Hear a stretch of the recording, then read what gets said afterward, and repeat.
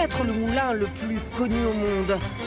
Il fait tourner les têtes avec ses danseuses légendaires et leur fameux French Cancan. Le Moulin Rouge, au lieu de la vie parisienne qui fait rêver étrangers et français depuis bientôt 135 ans. Sexy, c'est l'incontournable. emblématique, dansant. Paillettes et féerie. Mais quel est le secret d'une telle longévité?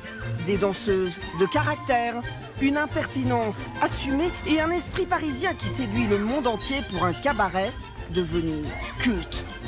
Si aujourd'hui les artistes continuent de rythmer les nuits parisiennes, l'établissement a bien changé. Il ne reste rien du Moulin Rouge de 1889, rien non plus de la salle de bal, ni de l'éléphant à l'ombre duquel les dames savouraient leur thé. Un lieu extravagant, bohème, surnommé le Palais des Femmes. C'était une sorte de kermesse et de bal, donc ça avait quelque chose d'un peu festif. Et c'était aussi un lieu de fête le soir. Et là, c'était peut-être un peu plus olé olé, quoi. Il y avait une volonté de mélanger, d'avoir une mixité et une promiscuité sociale. Et ça, c'était voulu par l'établissement parce que c'était un spectacle en soi. Un savant mélange des genres. Les bourgeois y côtoient les artistes, les aristocrates, les ouvriers, attirés par des danseuses au nom parfois canaille. Grille d'égout, Nini patte en l'air et la célèbre Goulue, l'égérie du peintre Toulouse-Lautrec. Je pense que les gens voulaient vraiment voir ce genre de spectacle et ils savaient qu'au Moulin Rouge, ils pouvaient voir ce fourmillement de jupons et ces dessous qu'on n'avait pas l'habitude de voir à l'époque.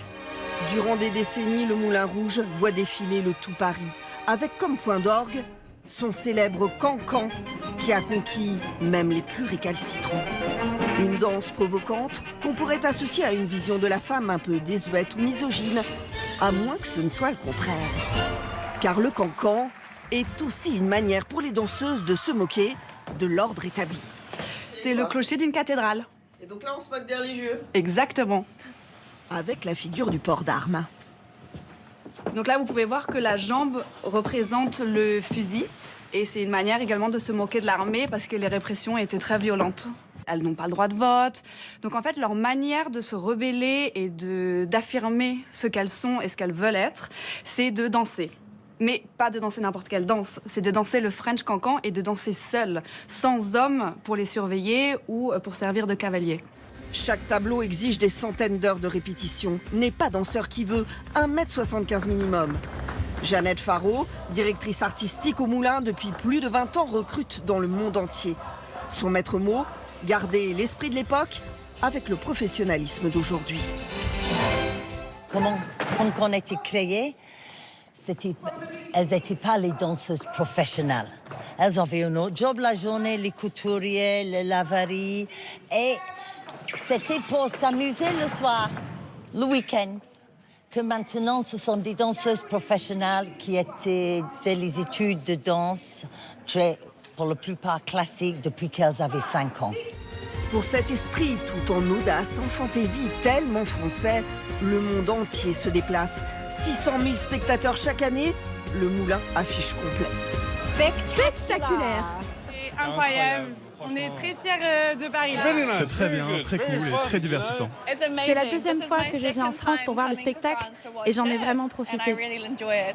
Le must des nuits parisiennes s'exporte désormais lors d'événements prestigieux pour promouvoir la France à l'étranger. New York, Sydney, Rio, Londres. Cette flamboyance a aussi une botte secrète. En coulisses, des dizaines de petites mains travaillent au costume. Bottiers, couturiers, plumassiers, dont les ateliers ont été rachetés pour s'assurer le maintien du savoir-faire et recruter de nouveaux talents.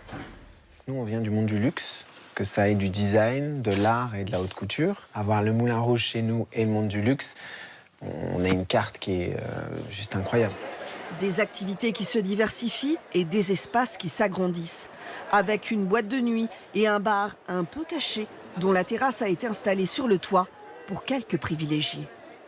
L'avenir du Moulin aujourd'hui, c'est de donner goût aussi au Moulin Rouge à d'autres moments de la journée, à d'autres types de spectateurs ou de clients.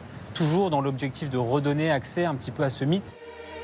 Créer l'événement encore et toujours en convoquant le passé. L'an dernier, une célèbre plateforme a proposé de dormir une nuit au cœur du Moulin. Une opération immersive exceptionnelle pour retrouver durant quelques heures la magie de la belle époque et qui sait, s'en inspirer.